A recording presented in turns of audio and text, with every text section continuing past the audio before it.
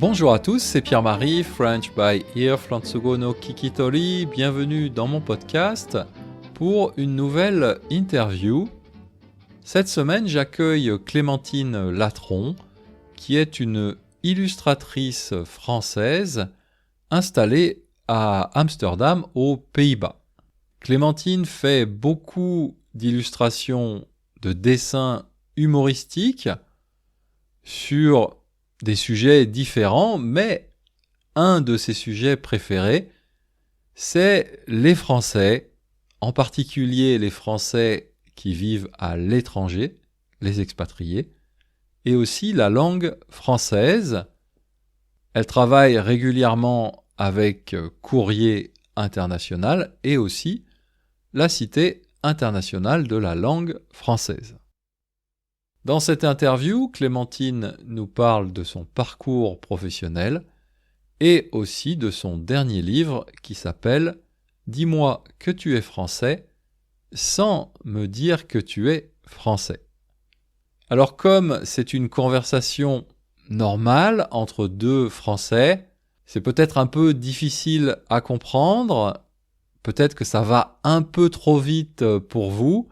C'est pour ça que j'ai mis sur mon site internet frenchbyear.com la transcription de notre conversation. Vous trouverez aussi sur mon site quelques dessins, quelques illustrations de Clémentine qui vont vous aider à mieux comprendre la discussion. Voilà, c'est tout pour tout de suite et maintenant place à l'interview. Clémentine Latron, bonjour. Bonjour Pierre-Marie. Merci d'avoir accepté cette invitation dans mon podcast. Avec grand plaisir. J'ai fait un tout petit peu de recherche sur vous avant de faire cet enregistrement et j'ai un peu du mal à vous définir parce que j'ai l'impression que vous faites plusieurs choses différentes. Est-ce que vous vous définissez comme une illustratrice? Oui, mais je me suis jamais définie uniquement avec une casquette, on va dire, parce que j'ai pas étudié l'illustration, j'ai étudié la traduction. Donc, je me suis très longtemps définie comme traductrice et illustratrice, Mhm. même encore parfois. Mais maintenant, on peut dire que je suis plutôt illustratrice et traductrice, parce que disons que la charge de travail entre mes deux métiers a un peu changé. Mais voilà, donc les deux, mais un peu plus l'illustration maintenant. Comment vous êtes arrivé à faire de l'illustration finalement votre métier principal? Bah, j'ai toujours dessiné, donc ça a toujours été, quelque part, dans le fond, dans le coin. J'ai toujours dessiné, mais j'aurais jamais pensé un jour en faire, une partie de mon métier. C'est venu, de manière, très, progressive. Je dessinais beaucoup comme tout le monde, dans mes cahiers, dans mes agendas, dans les agendas de mes copines. Et quand je suis arrivée en prépa, je pense que le dessin est devenu un peu une manière de me défouler. Et donc je faisais des illustrations humoristiques sur ce qu'on vivait en prépa, que je partageais avec mes amis de prépa. J'ai fini par en faire un blog qui est resté avec moi quand je suis partie de prépa, quand j'ai fait mon école de traduction. Donc les dessins ont un peu changé de sujet. Et en fait, voilà, ces dessins m'accompagnent un peu dans tous les changements de ma vie. Donc ensuite, quand je suis partie faire des stages à l'étranger, j'ai dessiné sur la vie d'une Française à l'étranger.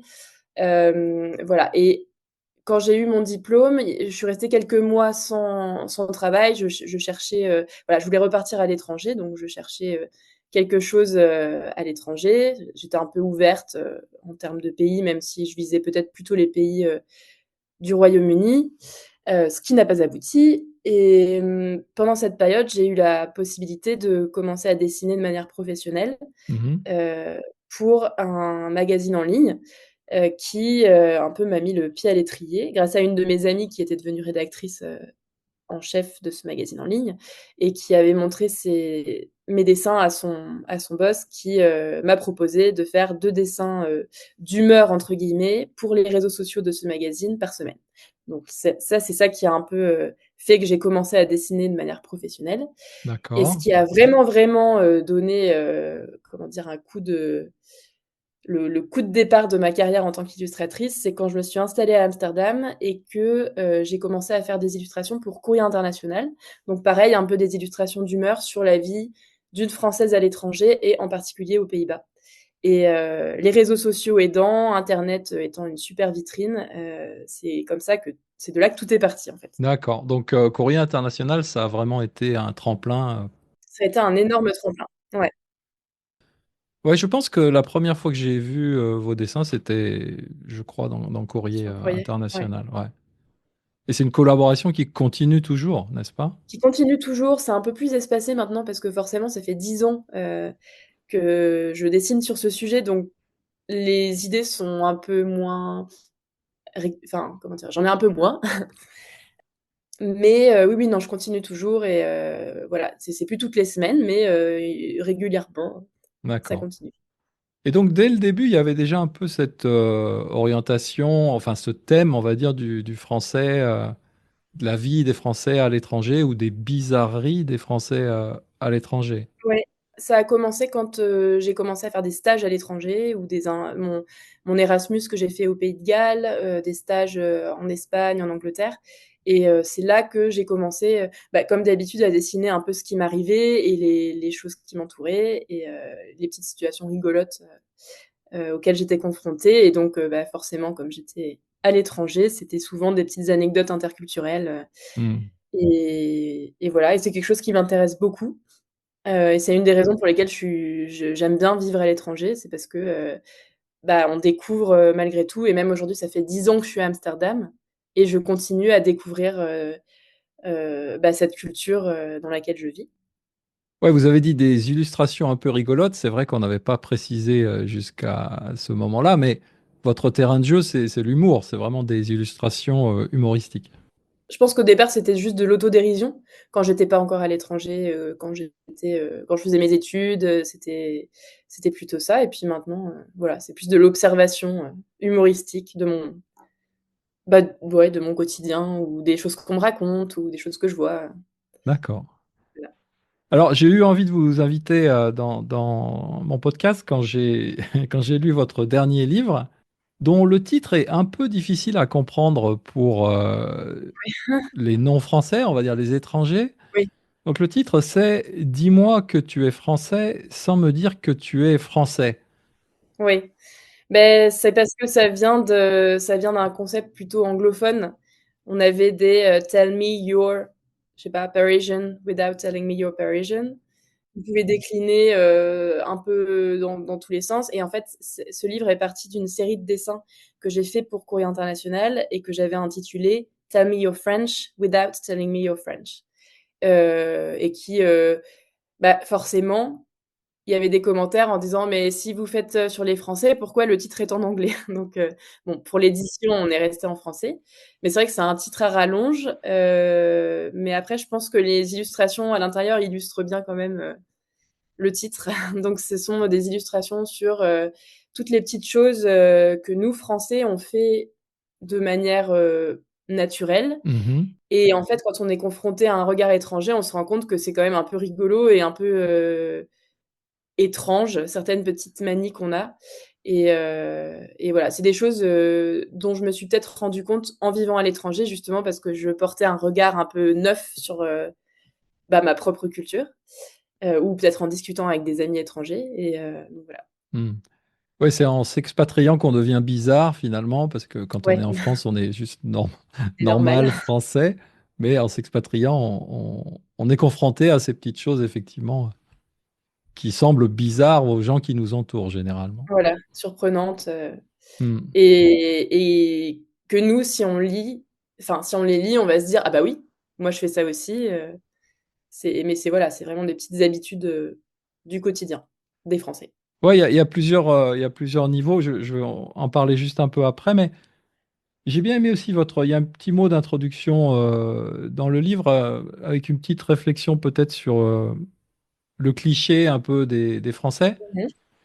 Et puisque vous dites, si on demande à un étranger de Ah oui, dessiner un Français, on a tout de suite le Français avec la marinière, le béret, le la verre de baguette, rouge et la baguette sous le bras. Vous dites aussi que c'est très largement vrai. voilà.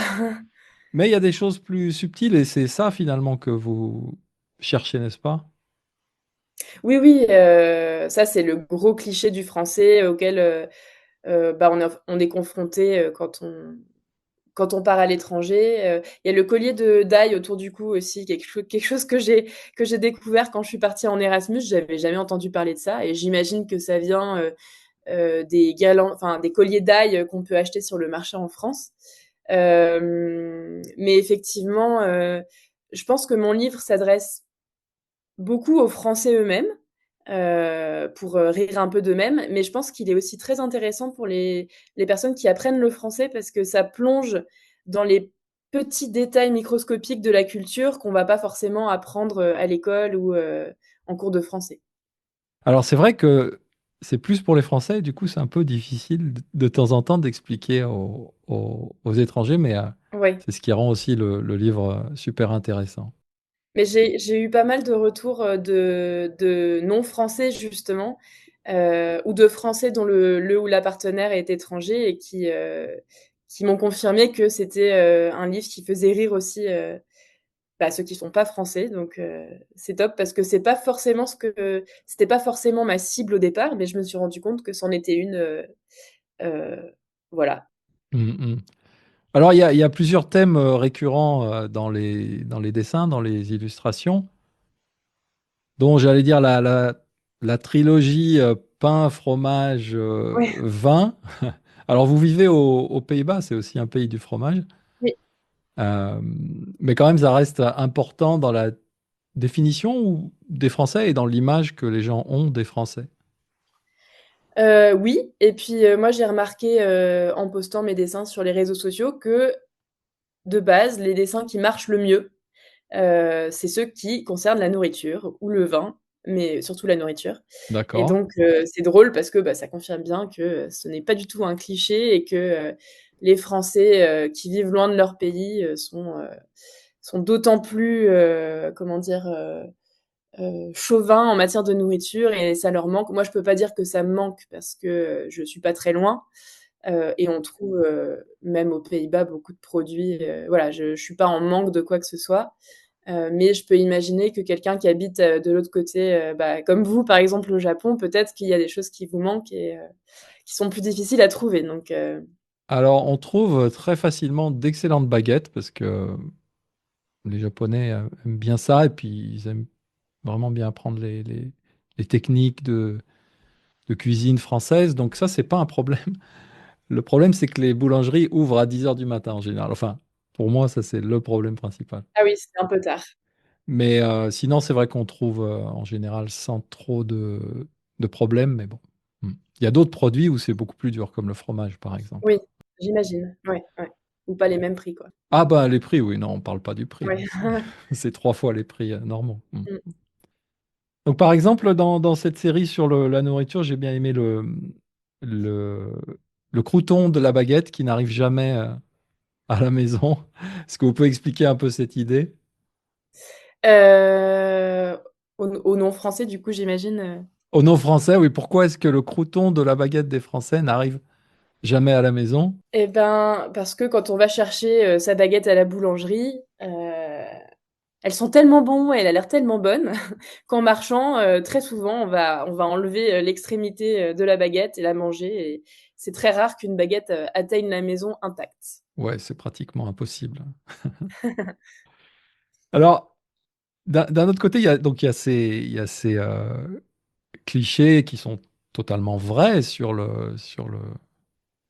la France, les Français, la nourriture. Il y en a d'autres qui sont un peu plus difficiles. Personnellement, j'ai bien aimé l'histoire de la grenouille aussi. Alors la grenouille, c'était quoi déjà? J'ai oublié. Alors la grenouille, c'est le fait que les Français ont naturellement, un peu partout dans le monde, cette réputation de manger des grenouilles. Ah oui, de mangeurs de grenouilles. Dans la réalité, C'est quand même assez rare. C'est beaucoup plus rare que les escargots parce que les escargots, font véritablement, je pense, partie de, la culture gastronomique, en tout cas, d'une certaine région. Mais les grenouilles, c'est vrai que, moi, j'en ai mangé une fois, et c'est parce que j'avais un ami, anglais qui était venu à Paris et qui a absolument voulu manger de la grenouille et qui m'a forcée à goûter sa grenouille. Mais sinon de moi-même, je crois pas que je serais allée manger de la grenouille comme ça, c'était pas un plat qui m'inspirait, disons. Ouais, c'est Donc quelque chose qui se perd aussi un peu, je pense. oui, Euh, donc il y a des clichés qui datent un peu, mais qui restent encore dans l'idée des étrangers souvent. Ouais. ouais, Mais c'est vrai que oui, c'est des questions qui arrivent toujours, la grenouille et les escargots. Peut-être ici les ouais. escargots choquent plus, je sais pas. Ah oui? Mhm. Mais on a souvent ce genre de questions, quoi. Ah oui? Parce que moi je l'ai illustré, mais je peux pas dire qu'on me demande régulièrement: «Est-ce que tu manges des grenouilles ou des escargots?»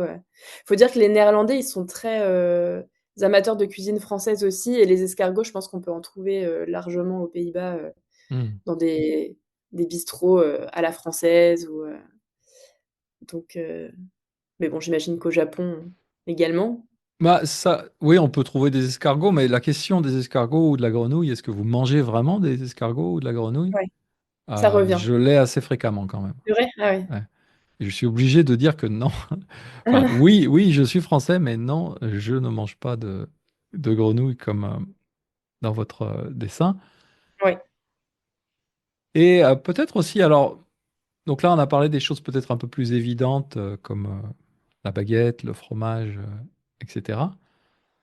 J'ai bien aimé aussi, et peut-être est-ce que vous pouvez expliquer, parce que j'étais surpris de trouver ce dessin, parce que je me suis trouvé dans la même situation, ici, au Japon, de chercher absolument un couteau qui coupe.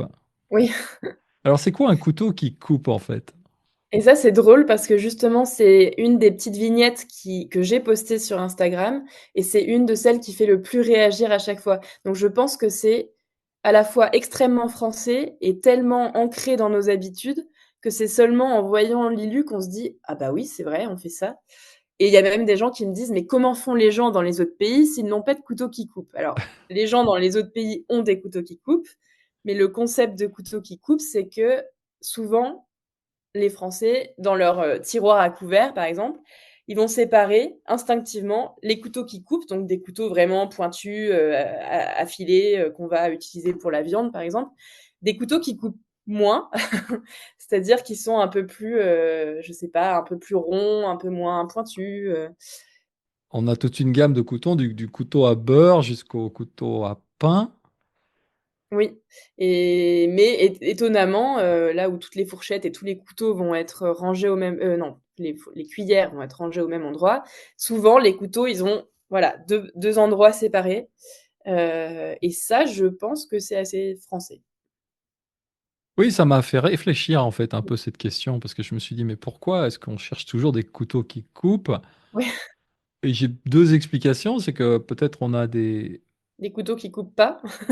Voilà, oui, on a aussi des couteaux qui coupent pas, mais on mange des produits qui sont difficiles à couper, C'est vrai, ouais. comme la viande ou un saucisson. Bah, pour couper un Oui, saucisson, il faut un couteau qui coupe, ça c'est obligé.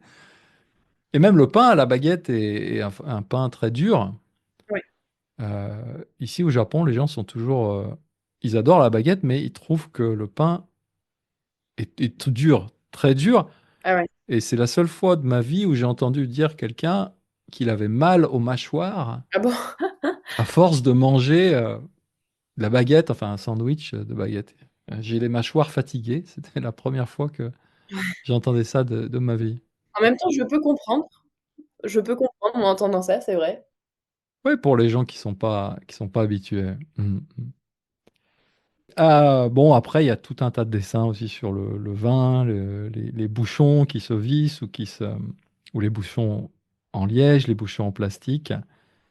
Ça, c'est une partie importante du livre. Il y a aussi des dessins sur la langue, Oui, des petits, plus peut-être des tics de langage, oui, ouais, ouais. comme par exemple, on passe notre temps à dire hop. Oui, voilà, des petites interjections, qu'on utilise, bah, au quotidien et dont on se rend pas forcément compte, sauf si, quelqu'un nous le fait remarquer. Mhm. Moi, je sais que ma génération a aussi un tic. C'était quoi déjà? Ah bah, j'ai oublié. Ah oui, du coup. Apparemment, ma génération dit énormément «du coup». Je sais plus si je l'ai mis dans le livre ou Oui, pas. il est dans le livre. Voilà et donc ça, j'ai on m'a fait la réflexion que c'était peut-être assez générationnel en tout cas.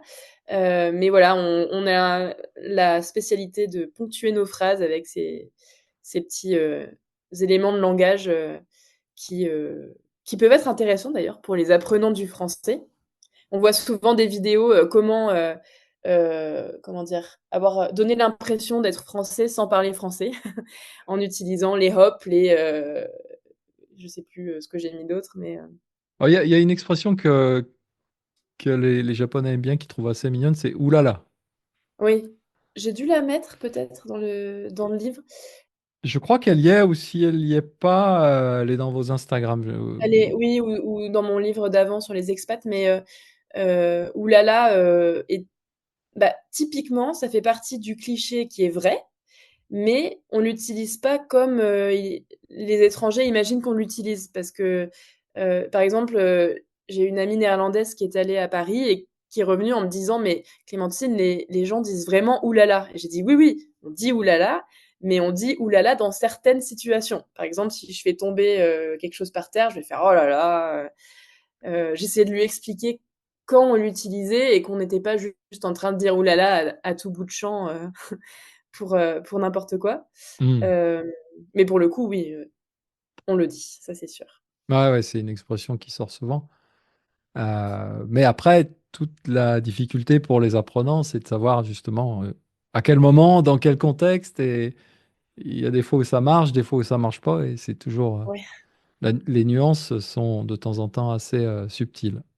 ouais, OK, donc il y a les questions de nourriture, j'ai donc cet aspect sur la langue et puis après, il y a des choses où c'est là où c'est plus dur à expliquer à mon avis, c'est quand on est dans ce que j'appellerais peut-être le culturel profond comme, par exemple, ouais.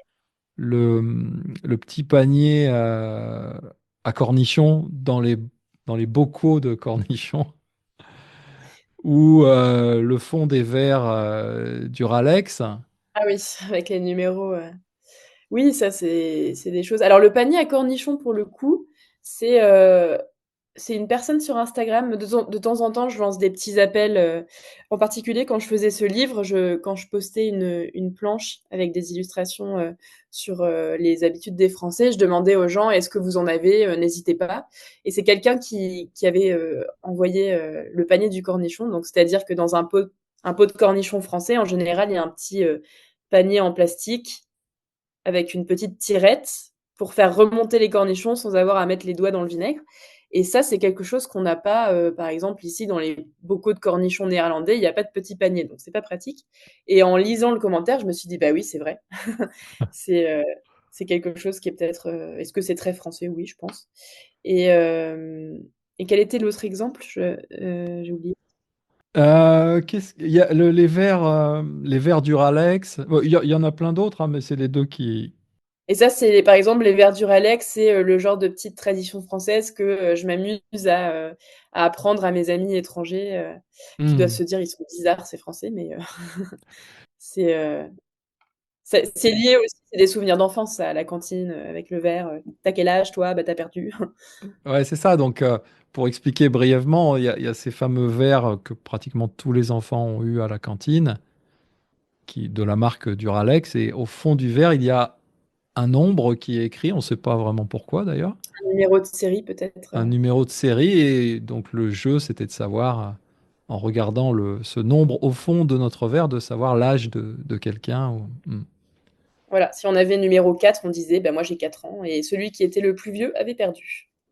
Donc ça veut dire que vous avez déménagé à Amsterdam avec vos verres, Duralex pour expliquer ça aux Non, mais on en trouve pas mal ici, étrangement, donc c'est comme ça que ben, on en trouve au Japon aussi d'ailleurs, voilà, je pense que ils sont un peu partout, hein, les vers du Alex.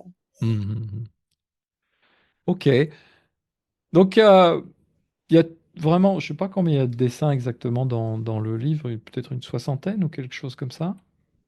Je un peu plus, je pense qu'il y en a un peu plus. Je pense qu'il y en a Ah oui, non, il y en a plus, oui, non, non, non, pardon, je me trompe. Oui, non, non, il y en a 95. Oui, il y a beaucoup plus de voilà. dessins que que ça. Et il y a vraiment beaucoup d'idées que moi j'ai trouvé super, super marrantes. On a déjà un peu parlé de ça, mais je voulais un peu savoir comment est-ce que vous trouvez ces idées en fait. Quel est un peu le process? Comment est-ce que ces idées arrivent? Est-ce que vous les cherchez ou est-ce qu'elles arrivent d'elles-mêmes? Alors, pour le livre, j'en ai cherché forcément, mais à la base, elles arrivent d'elles-mêmes. C'est-à-dire que c'est des réflexions que je vais me faire dans la vie de tous les jours, soit au fil de conversations que je vais avoir avec des amis français ou non français d'ailleurs, soit juste des choses que je vais remarquer qui vont me faire rire et que je note effectivement en me disant ça, comment dire, ça peut faire un dessin ou ça peut être le début d'un dessin parce que je dessine souvent des planches avec 6 petites idées. Mhm. Et donc pour ce livre en particulier, je pense que j'avais déjà peut-être un tiers des dessins que j'avais fait pour Courrier International. Et forcément, pour le livre, il en fallait plus qu'une trentaine, donc j'ai dû chercher d'autres idées. Euh, mais de manière générale, quand je dessine, ce sont des idées qui me viennent comme ça au quotidien, dans la vie de tous les jours, quelque chose que je vais lire et voilà, que je vais noter en me disant dessin potentiel. D'accord. Et puis voilà, à compléter si j'ai qu'une idée et que je veux faire une planche de 6, peut-être qu'un peu plus tard, je vais en avoir d'autres. Donc voilà, donc c'est vraiment, ça vient du quotidien, quoi.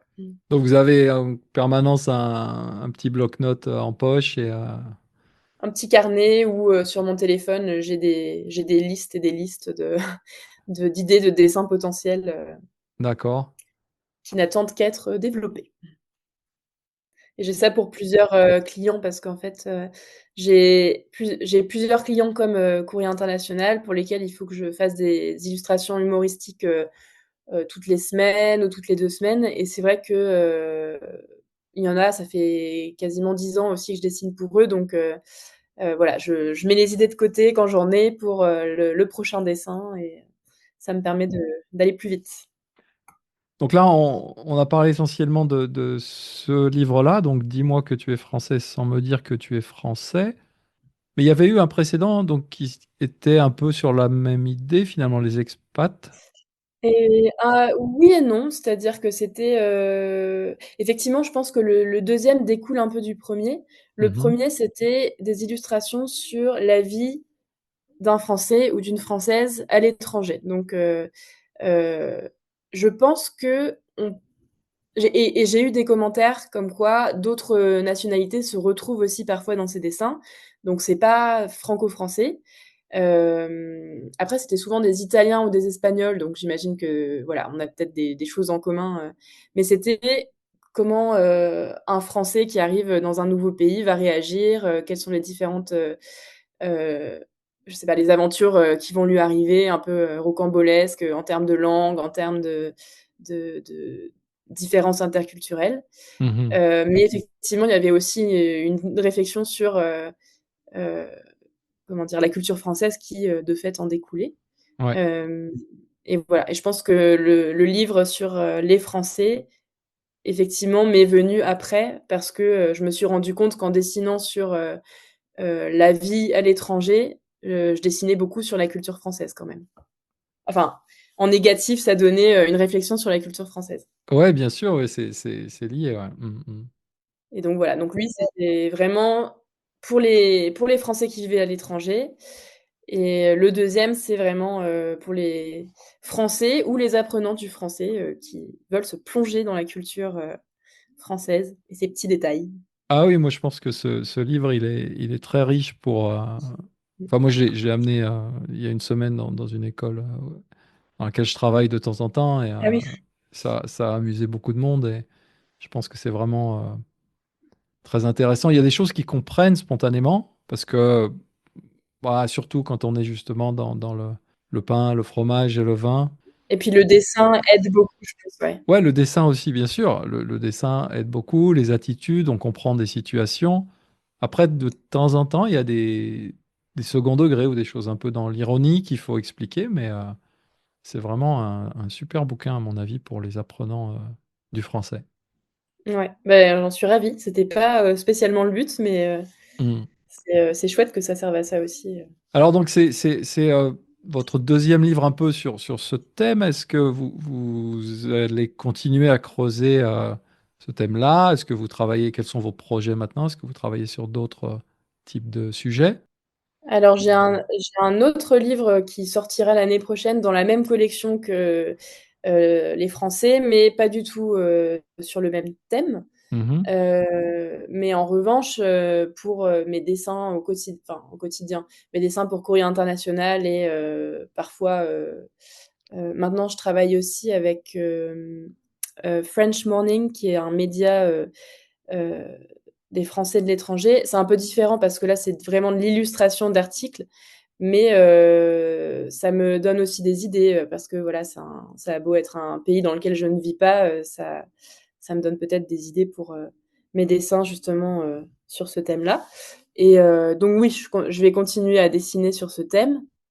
Maintenant mes projets immédiats sont pas, forcément liés. D'accord, pas forcément lié au Et français, OK. pas forcément liés aux Français et voilà et j'ai d'autres projets aussi, j'illustre des collections pour ados, donc pour le coup, c'est simplement de l'illustration. Heu, ouais, c'est beaucoup dans l'édition depuis 2 ans là, c'est vrai que c'est sympa, ça continue à tomber donc D'accord, OK. Ouais, très bien. donc voilà. Et par contre sur la langue française, je vais continuer aussi parce que je travaille avec la Cité internationale de la langue française et Oui. donc beaucoup de dessins, voilà sur, l'étymologie des mots ou sur, bah, beaucoup de choses liées à la langue française et c'est quelque chose qui me plaît beaucoup Mmh. donc c'est chouette. Ouais, c'est là aussi où ça rejoint votre, formation et votre expérience de traduction, Ouais, vous avez quand même ce goût pour la langue et ouais, ouais, ouais. le langage en général, c'est Ouais. sûr. Le langage en général parce que j'aime bien aussi, par exemple, bah, les néerlandais puisque je vis ici, c'est vrai que je suis assez confrontée aux néerlandais. Ils ont beaucoup d'expressions très imagées. J'aime bien les expressions. Mon tout premier livre, c'était sur les expressions, régionales françaises, Ah, heu, OK. les plus drôles, hein, en tout cas et donc les expressions, ça j'aime beaucoup aussi. Donc oui, c'est lié, en fait, tout est lié, je me rends compte, j'ai très longtemps, trouvé que j'avais un parcours un peu décousu et puis je me rends compte que tout se relie, en fait, Mmh. maintenant donc c'est marrant. Et vous faites toujours de la traduction? Et je fais toujours de la traduction, un peu moins parce que l'illustration prend désormais beaucoup de place et c'est, la direction, dans laquelle je veux aller. Mais je continue à faire de la traduction parce que, bah, ça me plaît et Mmh. j'aime bien pouvoir, jongler un peu avec les 2. C'est 2 métiers qui sont, créatifs, mais pas du tout de la même manière Mmh. et voilà, donc je suis contente de pouvoir continuer, malgré tout à faire de la traduction, en plus. D'accord, OK. Juste, je reviens un tout petit peu en arrière, excusez-moi, mais, sur le français, est-ce que vous avez été sollicité pour faire des illustrations de manuels, de FLE, de français langue étrangère? J'ai pas été, alors pas pour en faire, mais très régulièrement, je reçois des demandes pour reprendre des illustrations qui existent déjà. Ah d'accord. Voilà, heu, donc ouais, il commence à y en avoir un peu, disséminés un peu partout, OK, OK, très bien. donc D'accord. mais effectivement, ça me confirme que c'est un bon moyen d'apprendre le français, en fait, c'est vrai que l'illustration, c'est assez immédiat, ça aide beaucoup, à la compréhension donc Ah oui, c'est sûr, ouais, bien sûr. Mmh. OK, alors une réflexion que je m'étais faite aussi parce que donc vous avez ce regard vraiment super drôle, sur les Français, à l'étranger, la perception des Français à l'étranger. En étant à Amsterdam qui est à la fois, proche géographiquement et culturellement de la France, on va dire. Enfin tout ça bien sûr est relatif, mais, est-ce que ça vous donne pas envie d'aller explorer, je sais pas, l'Asie par exemple et de faire un peu, le même genre de travail dans des cultures, pour le coup, totalement, différentes? mais Ce qui est drôle, c'est que justement, on aurait tendance à croire que la culture néerlandaise, elle est très proche de la culture française parce que géographiquement proche. Mmh. Mais en fait, c'est vraiment des cultures qui sont assez différentes. Et c'est Hein, ça qui est hein. drôle, enfin, c'est de découvrir ça. Si, si, bien sûr, en fait, comme ça fait 10 ans que je suis ici, c'est vrai que c'est une culture qui est un peu moins neuve. Mon regard est moins neuf. Il y a des choses qui, quand je suis arrivée, étaient, comment dire? Très, dépaysantes et qui maintenant font partie de mon quotidien. Et c'est vrai que dès que je pars, à l'étranger pour, des vacances, par exemple, j'ai, des milliards d'idées, qui se bousculent dans ma tête et c'est vrai que ça pourrait être très chouette de faire ça avec un autre pays. Heu il y a pas longtemps, je suis allée, j'étais aux États-Unis, j'ai eu plein d'idées, il y a quelques années, je suis venue au Japon justement et alors là, culturellement parlant, c'est sûr que j'ai eu, des tonnes et des tonnes d'idées. J'avais fait une planche, d'ailleurs, j'avais prévu de faire toute une petite série de dessins et je n'ai fait qu'une planche parce que j'ai pas eu le temps, mais j'ai toujours, une liste de petites, observations sur, le Japon. Je sais que j'avais dessiné, sur, notamment je vous enverrai la planche. J'avais dessiné sur, la les petites voix électroniques qu'on entend partout dans les ascenseurs, qui préviennent que la porte va se fermer ou, je Ah sais pas, oui. j'ai trouvé qu'on entendait des petites voix électroniques partout, sur le fait que, Heu, quand, on m'a dit quand on mange des ramen par exemple, c'est poli de faire du bruit mais je me suis rendu compte que c'est extrêmement difficile de manger en faisant du bruit. Je m'en suis mis partout en plus, enfin, qu'est-ce que j'avais fait encore? Je sais plus, je vais vous la retrouver la planche, je vais vous l'envoyer. Ah bah, avec plaisir, je suis sûr que ça va m'amuser, beaucoup. C'était très dépaysant pour le coup et j'avais vraiment, énormément d'idées. Donc effectivement, Heu, voilà, j'aimerais beaucoup, parcourir le monde et faire la même chose. Bon, c'est un peu compliqué, mais dès que je pars en vacances dans un pays, j'en profite. Mais même en vacances, vous avez toujours ce regard de chercher un peu les choses drôles ou en tout cas de les identifier? Je sais pas si je les cherche, mais en tout cas, je les note. Enfin, je les remarque Mmh. et enfin, je les note, oui, je les remarque et tout de suite, je pense que de toute façon, mon cerveau, il est en mode: «Hop, tac, ça peut faire un dessin, amusant», donc je suis jamais en veille, je pense. Ah d'accord. Alors qu'est-ce qui fait que vous pensez tout de suite: «Tiens, ça c'est une bonne idée de dessin»?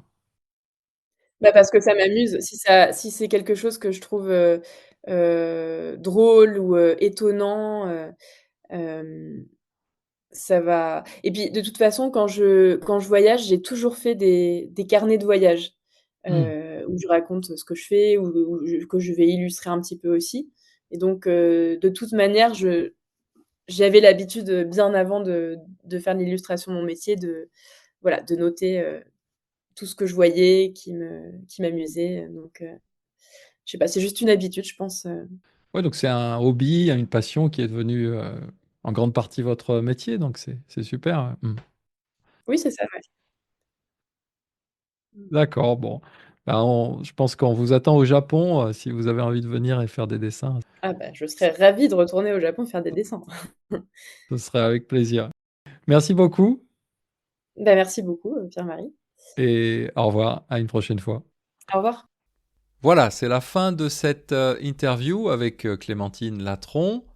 J'espère que ça vous a intéressé et bien sûr, si vous voulez en savoir plus, je vous conseille d'aller, sur son site internet ou bien sur son compte, Instagram où vraiment Clémentine poste très régulièrement, peut-être même tous les jours, des dessins que personnellement je trouve super drôles, donc vraiment je recommande son compte Instagram.